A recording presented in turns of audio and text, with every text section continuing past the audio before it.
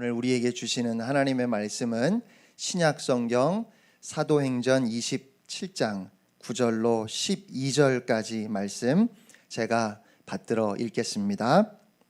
여러 날이 걸려 금식하는 절기가 이미 지났으므로 항해하기가 위태한지라 바울이 그들을 권하여 말하되 여러분이여 내가 보니 이번 항해가 화물과 배만 아니라 우리 생명에도 타격과 많은 손해를 끼치리라 하되 백부장이 선장과 선주의 말을 바울의 말보다 더 믿더라.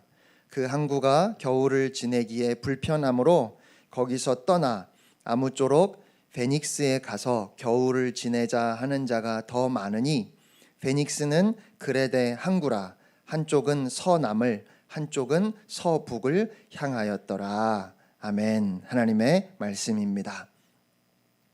오늘부터 6주 동안 풍랑 가운데 그리스도인입니다 라는 제목으로 여러분과 함께 은혜를 나누려고 합니다.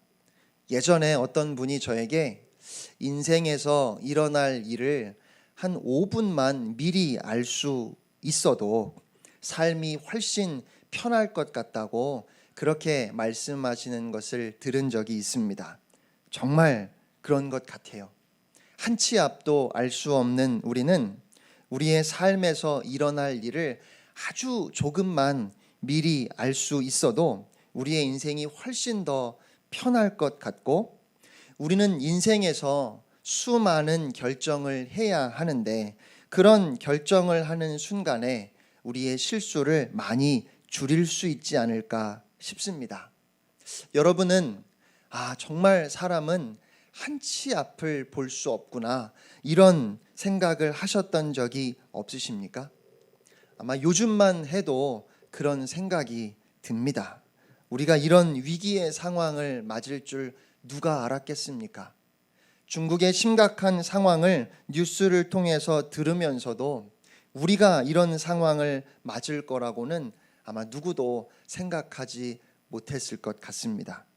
그런가 하면 반대의 경우도 있습니다.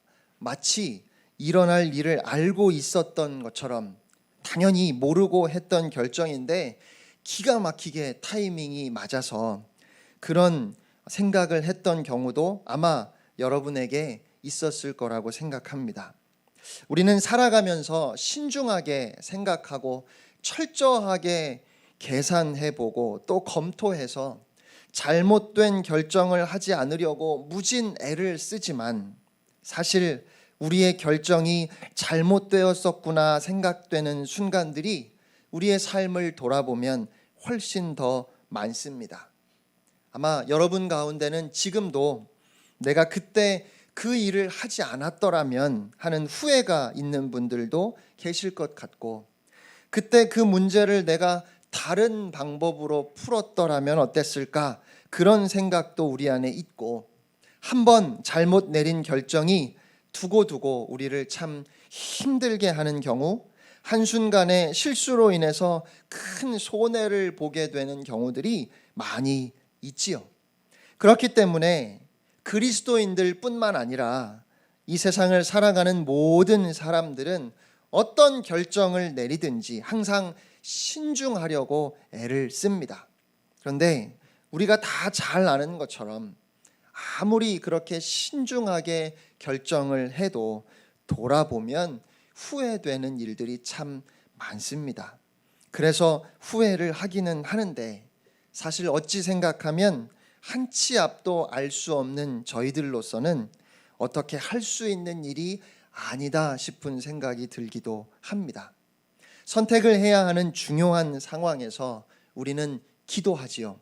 또 누군가에게 기도를 부탁하기도 합니다. 하나님의 뜻을 알고 싶어서 부단히 애를 씁니다. 결혼을 할 때도, 사업을 시작할 때도, 학교나 직장을 정할 때에도 사람들은 참 신중하게 최선을 다해서 결정하는데, 그런데 나중에 또 후회하는 경우들을 많이 보게 되는 것 같아요. 오늘 본문의 사건을 보면 바울과 그 일행이 풍랑을 만나게 되는 결정적인 이유는 그들의 잘못된 선택 때문인 것 같습니다. 오늘 본문 사건의 배경을 아주 간단하게 말씀드리면 가이사랴에서 2년 동안의 재판 끝에 바울은 로마 황제에게 항소를 했습니다.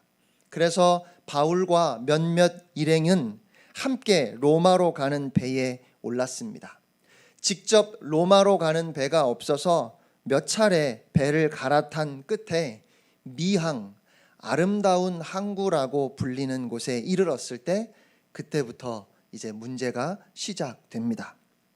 9절 말씀에 나오는 금식하는 절기는 9월에서 10월 사이에 있는 대속죄일을 가리킵니다. 겨울이 가까워 올수록 바다 여행은 더욱 위험했습니다. 그래서 당시 사람들은 9월 중순 이후에는 로마로 가는 배를 거의 출항하지 않았다고 합니다. 그리고 11월 10일경부터 3월 10일경까지 약 4개월 동안은 지중해를 항해하는 것이 전면 중단되었다고 해요. 그 시기에는 너무 위험했기 때문에 태풍을 만날 가능성이 아주 컸기 때문에 그렇습니다. 바울 일행이 미항에 도착했을 때는 이미 9월 중순에 접어들었을 것입니다. 그래서 바울은 사람들에게 이렇게 충고했습니다. 여러분, 내가 보니까 우리가 이렇게 계속 항해를 하다가는 재난을 당할 수 있을 것 같은데 배와 짐의 손실만이 아니라 우리의 생명까지도 위태로울 수 있습니다. 그러니까 바울의 말은 미항에 머물다가 겨울이 다 지난 후에 봄이 오면 다시 항해를 하자는 것이지요. 바울이 비록 재판을 받기 위해서 로마로 압송되고 있었지만 백부장이 바울을 전혀 무시하지는 않았던 것 같습니다. 하지만 11절 말씀을 보면 백부장은 바울의 말보다는 선장과 선주의 말을 더 믿었습니다.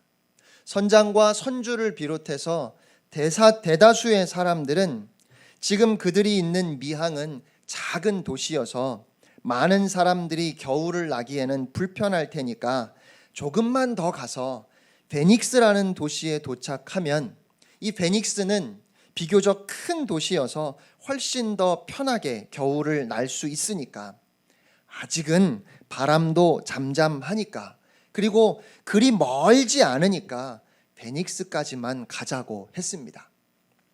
여러분 같으면 어떻게 하시겠습니까? 저는 선장과 선주를 비롯해서 대부분의 사람들이 했던 말이 충분히 일리가 있고 설득력이 있다 생각합니다. 4개월 이상 겨울을 나려면 여러 가지 필요한 것들도 많을 텐데 아무래도 작은 도시에는 물자도 부족할 것이고 조금만 더 가서 큰 도시에 도착하면 겨울을 나기가 훨씬 좋을 겁니다. 시기적으로 아예 항해할 수 없는 때도 아니었고 멀리 가자는 것도 아니고 가까운 다음 도시까지만 그렇게 가자는 거니까 저 같아도 그게 좋겠다 했을 것 같아요. 결국 그들은 바울의 말을 듣지 않고 베닉스까지 가기로 했습니다. 부드러운 남풍이 불기 시작하자 그들은 자신들의 생각이 옳았다고 안심하면서 닻을 올리고 항해를 시작했습니다. 모두들 기분이 좋았습니다. 이렇게 얼른 베닉스까지 가서 겨울 내내 좀 편하게 쉬면 좋겠다, 그런 생각을 다들 갖고 있었을 겁니다. 그런데 얼마 지나지 않아서 유라굴로라는 태풍이 불어 닥쳤습니다. 그 태풍으로 인해서 그들은 엄청난 고난의 시간들을 통과해야 했지요. 저는 오늘부터 앞으로 부활주일까지 6주 동안 바울과 그 일행이 멜리데 섬에 도착하기까지의 과정을 여러분과 함께 좀 자세히 살펴보려고 합니다. 오늘은 첫 번째로 11절 말씀처럼 백부장이 바울의 말보다는 선장과 선주의 말을 더 믿었고 대다수의 의견을 따라 페닉스로 항해하기로 결정한 것에 대해서 여러분과 함께 생각해 보고 싶습니다. 본문 말씀을 보면서 우리가 정말 조심해야 할 해석이 있습니다. 이들이 태풍을 만나고 고난을 당하게 된 것은 하나님의 사람이었던 바울이 위험하니까 여기서 항해를 멈추자고 했는데 그 말을 듣지 않고 항해를 했기 때문이다라고 그렇게 해석하는 것은 굉장히 위험한 생각입니다. 바울의 말을 들었으면 별일이 없었을 텐데 바울의 말을 안 들어서 풍랑을 만나게 되었다고, 그러니까 그들이 고난을 당하게 된 이유가 바울의 말을 듣지 않아서라고 말하는 것은 위험하다는 것입니다. 단순히 생각하면 바울의 말을 그들이 들었다면, 백부장이 선장이나 선주의 말보다 바울의 말을 더 믿었다면 이렇게 죽을 뻔한 고생을 하지 않았을 텐데, 그때 바울의 말을 듣지 않고 선장과 선주의 말을 듣는 바람에 많은 사람들이 생명까지 위협을 받는 이런 고난을 겪게 되었지요. 그러니까 바울의 말을 듣지 않아서 이런 고생을 하게 됐다 말해도 틀리지 않은 것 같아요. 하지만 그들이 태풍을 만나게 된 것은 바울의 말을 듣지 않았기 때문은 아니에요. 제가 생각해도 이 말이 참 어려운데 아마 여러분이 뭔 소린가 하실 것 같아요. 쉽게 말하면 그들이 하나님의 사람 바울의 말을 듣지 않았기 때문에 하나님께서 태풍을 만나게 하셨다고 그렇게 생각하는 것은 바른 해석이 아니라는 것입니다. 바울은 아마도 그의 경험에 비추어 혹은 그의 지혜를 통해서 항해를 중단하고 미항에 머물자고 그렇게 충고를 했을 텐데, 그런데 바울의 말을 듣지 않고 항해를 하는 바람에 태풍을 만나게 된 것은 표면적으로는 그것이 사실이다 할지라도 그럼에도 불구하고 바울의 말을 듣지 않은 것이 태풍을 만나게 된 원인이라고 말하는 것은 아주 위험하다는 것입니다. 혹시라도 여러분이 당하는 고난이나 어려움에 대해서 누구의 말을 듣지 않았기 때문에, 목사의 말을 듣지 않았기 때문에 그래서 재앙을 만나게 되었다고 말하는 것은 절대로 틀린 말이에요. 예를 들면 이런 겁니다. 글쎄요, 이 예도 그렇게 쉬워 보이진 않는데, 우리가 예수를 믿으면 천국에 가고 믿지 않으면 지옥에 간다고 말할 때 정확하게 이해해야 하는 것은, 예수를 믿어서 천국에 가는 것은 분명한 사실이지만 믿지 않아서 지옥에 가는 것은 엄밀히 말해서 틀린 말입니다. 우리는 사람들이 지옥에 가는 이유를 예수 믿지 않았기 때문이라고 그렇게 쉽게 말하지요. 그런데 그렇게 말하면 믿지 않는 사람들은 참 억울하다는 생각이 들 수밖에 없어요. 사람들에게 예수를 믿어야 한다고, 예수를 믿어야 산다고 말하면 나는 지금 잘 살고 있는데, 나는 별 문제가 없는데, 지금도 행복한데, 예수 없어도 나는 괜찮은데 왜 나보고 꼭 예수를 믿으라고 하는지, 더군다나 안 믿겠다고 하니까 그러면 지옥 간다고 겁을 준다는 말이죠. 그러니까 안 믿는 사람들 입장에서는 그 말이 참 부당하게 느껴져요. 그런데 여러분, 아닙니다. 예수 믿어서 천국 가는 것은 분명한 사실이지만 안 믿어서 지옥 가는 건 아니에요. 제가 몇 해 전에 푸른 초장 시간에 이 부분에 대해서 한번 설명을 드린 적이 있었는데요. 어떤 사람이 불치병에 걸렸습니다. 의사에게 얼마 살지 못한다는 선고를 받았어요. 그런데 그 병을 고칠 수 있는 새로운 약이 개발되었습니다. 그래서 그 약을 먹으면 살 수 있는 거예요. 누군가가 그 약을 소개하면서 이 약을 먹으면 살 수 있다고 하는데 이 환자가 끝까지 그 약을 안 먹었어요.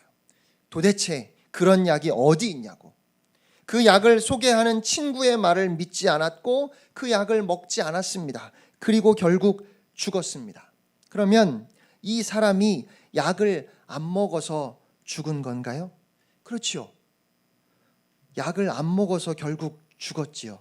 하지만 정확하게 말해서 이 사람이 죽은 원인은 이 사람이 걸렸던 병입니다. 그 병 때문에 죽은 거예요. 여러분, 예수를 믿지 않아서 지옥에 가는 것이 아니라 인간의 죄 때문에 지옥에 갈 수밖에 없는 겁니다. 오늘 본문에서도 바울의 말을 듣지 않았기 때문에 하나님께서 태풍을 만나게 하신 것이 아니에요. 우리 하나님은 그렇게 하시지 않으십니다. 그런데 이것을 조금 더 비약시켜서 사람들은 종종 어떤 일을 결정할 때 주의 종 목사의 말을 잘 들어야 한다고 이야기합니다. 주의 종의 말에 순종해서 목사가 하라고 하면 하고 하지 말라고 하면 하지 말아야지. 목사가 하지 말라고 하는 걸 하면 어려운 일을 만나게 되는 거라고 그렇게 이야기하지요. 그런 이야기를 들으면 저는 이보다 더 부담스러운 말이 저에게 없을 것 같아요. 그러면 여러분의 인생을 제가 다 책임져야 되는 겁니다. 그런 말은 결코 성경적이지 않습니다. 그런데 누가 이런 말을 할까요? 이단들이 이렇게 사람들을 겁주고 조정합니다. 그러니까 혹시 누군가가 여러분에게 내 말 안 들으면 큰일 난다고 그렇게 말하면 절대로 미혹되지 않도록 조심하셔야 합니다. 여러분은 목사의 말이 아니라 하나님의 말씀에 귀를 기울이셔야 하는 겁니다. 태풍은 우리의 인생에서 누구도 피할 수 없는, 만날 수밖에 없는 참 힘들고 어려운 상황들인데 태풍은 목사의 말을 듣지 않아서 하나님께서 만나게 하신 벌이 아닌 거예요. 그리고 이와 비슷하게 풍랑 가운데 많은 사람들이 그 고난이 나의 잘못된 선택 때문에 하나님께서 나를 지금 벌 주시는 것이라고 그렇게 생각하기도 합니다. 그런데 고난을 나의 잘못된 선택으로 인한 하나님의 벌이고 심판이라고 본다면 그러면 지금 바울은 왜 이런 고난을 당해야 하는 겁니까? 너무 억울하지 않겠습니까?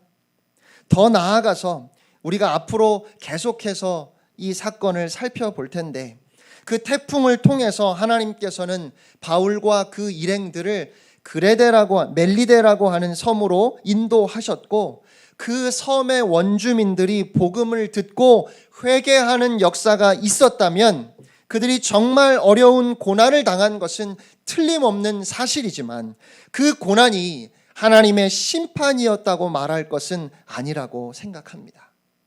어떤 자매가 의사가 되기 위해서 의대에 진학을 했다가 그림을 그리는 것이 너무 좋아서 결국 의대를 포기하고 다시 미대에 진학을 했습니다. 그런데 얼마 지나지 않아서 병을 앓게 되었어요. 그리고 그의 육신의 병보다 더 심각하게 이 자매를 괴롭혔던 것은 의사가 되는 것이 하나님의 뜻이었는데 자기가 그림을 그리는 화가가 되고 싶다고 고집부리고 미대에 가는 바람에 하나님께 벌을 받아서 내가 지금 이런 병을 앓게 되었다고 하는 생각이었어요. 여러분, 우리 하나님은 절대로 그런 분이 아니십니다. 의사가 되느냐 화가가 되느냐 하는 것은 결코 선과 악의 문제가 아닌데 그런 결정에 있어서 우리의 자유와 의지를 하나님은 제한하지 않으십니다. 우리를 사랑하시기 때문에 우리의 자유와 우리의 선택을 존중하시는 하나님이십니다. 우리는 살면서 잘못된 선택을 하는 경우가 많고 시행착오를 겪는 경우도 사실 많습니다. 저는 이제 겨우 15년 목회를 해왔는데 지난 시간들을 돌이켜보면 후회가 되는 일들이 얼마나 많은지 모릅니다. 나 때문에 이렇게 되었다고 생각되는 일들이 한두 가지가 아니에요. 지난 3년 독일 교회에서의 사역만 생각해 보아도 제가 실수했던 것이 참 많고 그때 그렇게 하지 않고 다르게 했더라면 참 좋았겠다 싶은 것이 얼마나 많은지 몰라요.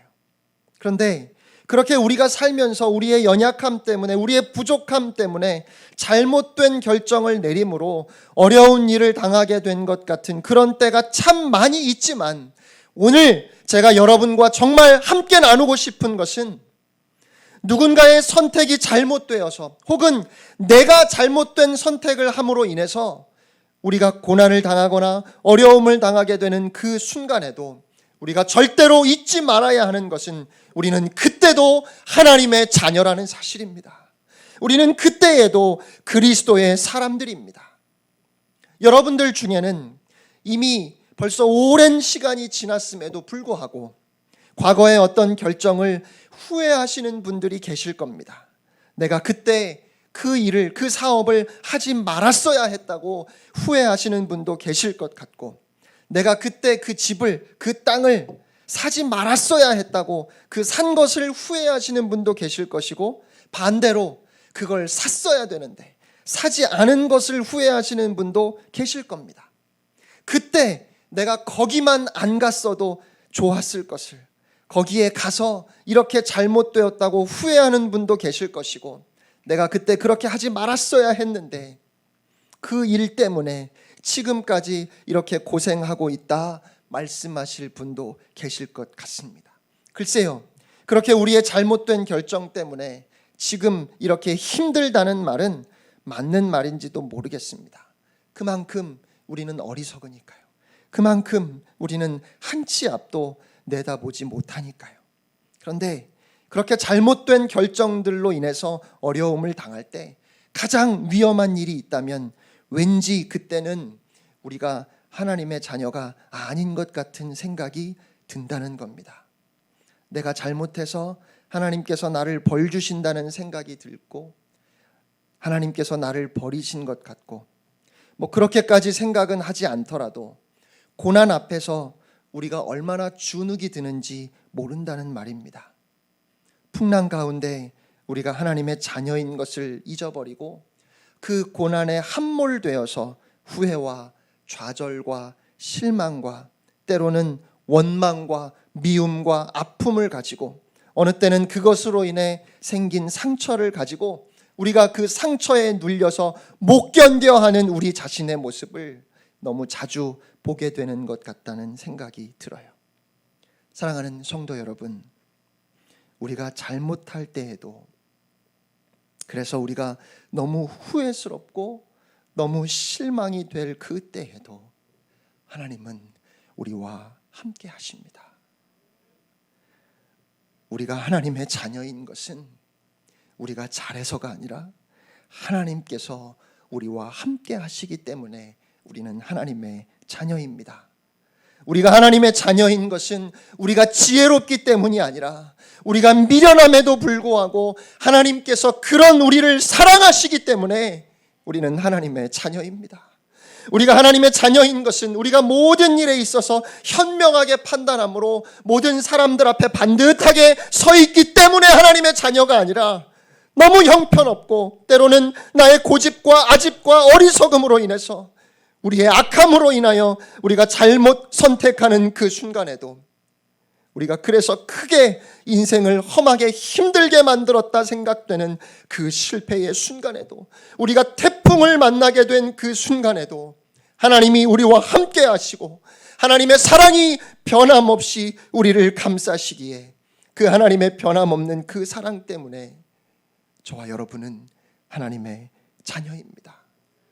우리는 어떠한 경우에도 우리가 하나님의 자녀인 것이 우리의 능력이나 우리의 공로에 있지 아니하고 오직 하나님의 사랑과 은혜에 있다는 그 사실을 우리가 기억한다면, 저와 여러분이 기억해야 하는 것은 우리가 정말로 신앙생활을 잘 할 수 있는 좋은 환경에서 하나님을 사랑하는 마음과 하나님의 그 은혜 가운데 모든 것이 감사하고 모든 것이 다 편안해서, 그래서 정말 더 바랄 것이 없다 할 만한 그런 상황에서만 하나님이 나와 함께 하시니 내가 하나님의 아들, 하나님의 딸이라고 그렇게 고백할 수 있는 것이 아니라, 우리가 지금 처해 있는 상황과 같이 또 여러분 중에 어떤 분들이 처해 있는 그 힘들고 어려운 상황에서도 명백하게 내가 잘못해서 내 삶이 이렇게 험하여졌고 힘들어졌고 이런 고난과 고통을 만나게 되었고, 그래서 너무 힘들고 불안하고 아프고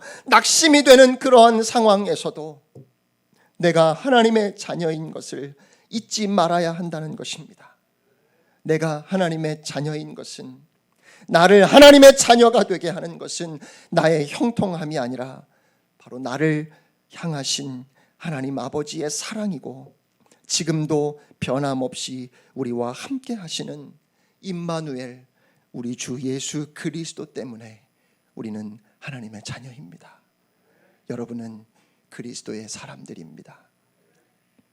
세상 사람들로부터 손가락질 받는, 내가 저지른 죄 때문에 말할 수 없이 부끄러운 상황이라 할지라도 하나님께서는 내가 회개하고 돌아오기를 원하시고, 그래서 나를 돌이키기 위해서 하나님께서 일하신다면 저는 감히 사람들 앞에 죄를 지어 고개조차 들 수 없는 그 사람을 향해서도 그때에도 그는 하나님의 자녀라고 말할 것입니다.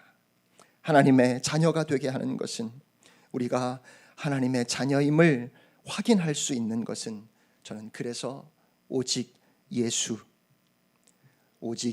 십자가밖에는 없다고 믿습니다.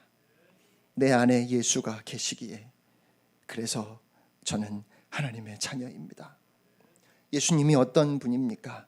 예수님은 우리의 죄를 사하신 분입니다.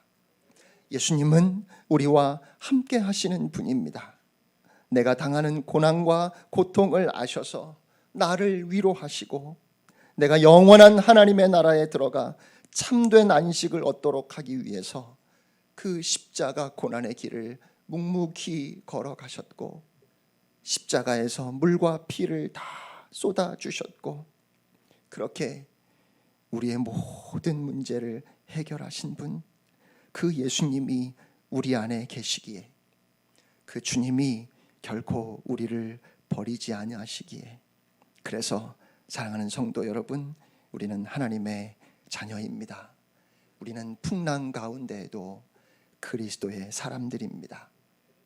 저는 혹시 언젠가 유영이나 유원이가 너무 힘들어할 때, 인생을 살아가다가 도대체 사는 것이 너무 힘들고 자기는 너무 부족한 것 같고 인생의 무게를 감당할 수 없어서 정말 자신이 없다고 제 아이들이 그렇게 말한다면, 그 마음에 불안과 두려움이 찾아와서 우울해하고 낙심하고 있을 때, 사랑하는 저의 딸에게, 아들에게 도대체 제가 어떤 말을 해줄 수 있을까요?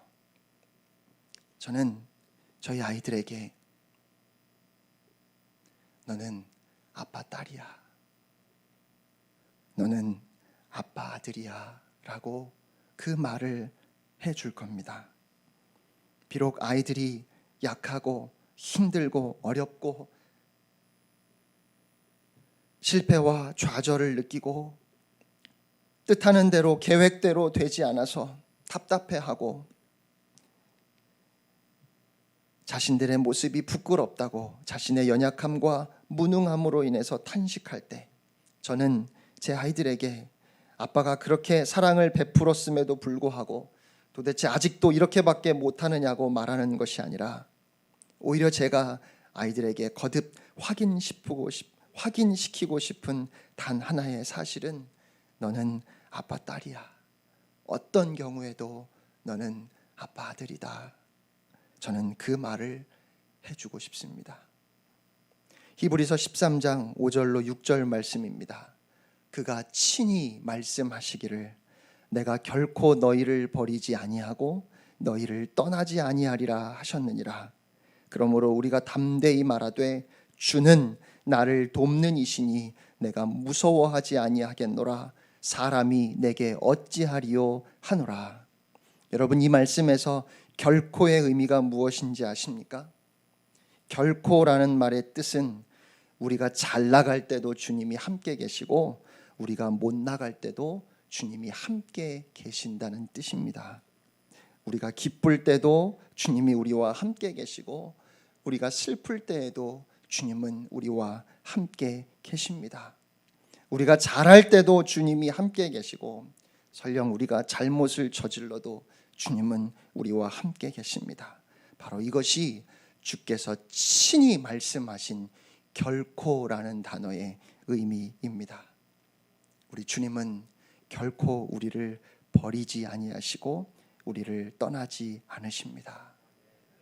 사랑하는 성도 여러분, 여러분 가운데 정말 힘든 고난으로 인해서 감당하기 어려운 아픔 때문에 나는 하나님의 자녀입니다, 나는 그리스도인입니다 라는 말을 자신 있게 하지 못하고 자꾸만 움츠러들고 주눅드는 모습을 보면서 저는 마음이 아팠습니다.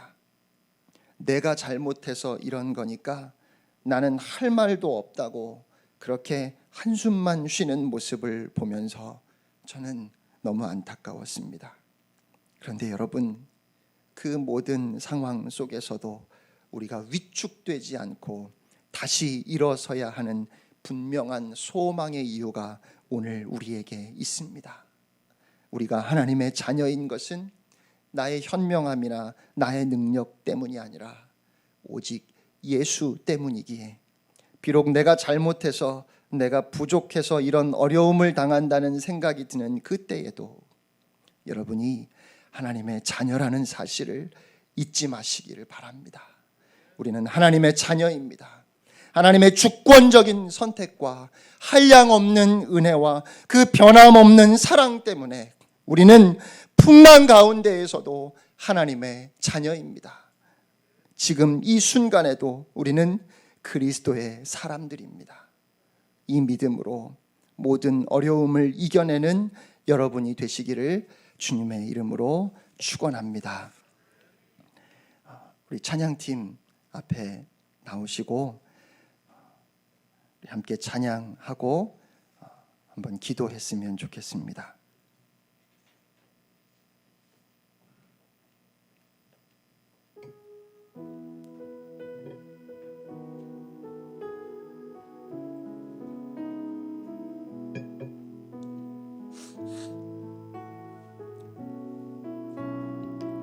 그 선한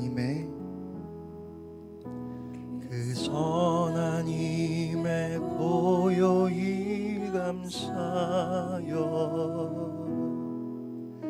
그 놀라운 평화를 누리며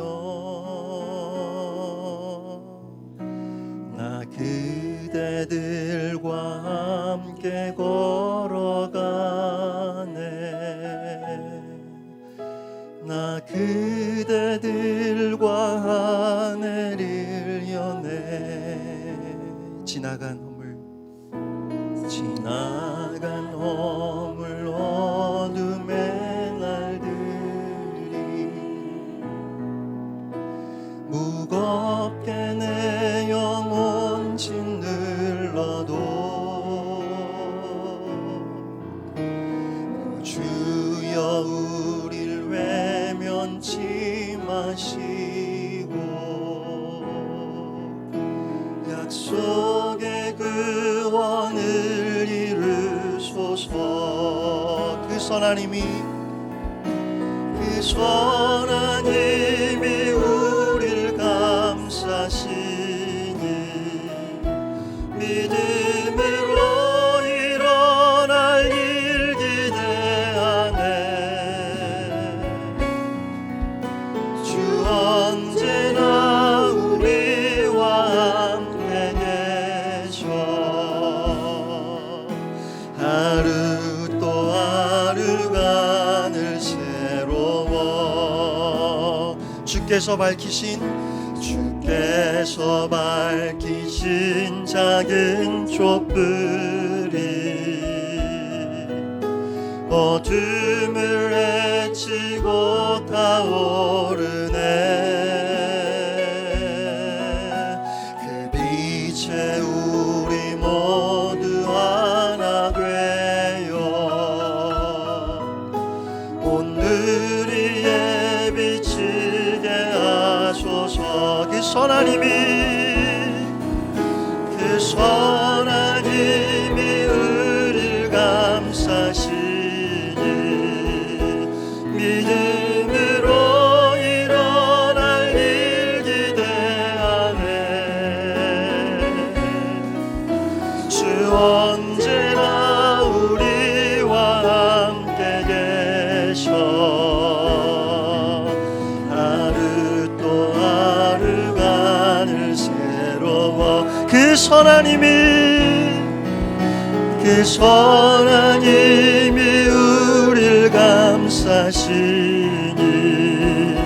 믿음으로 일어날 일 기대하네. 주 언제나 우리와 함께 계셔 하루 또 하루가 늘 새로워. 우리 시간 다 같이 기도하기를 원합니다.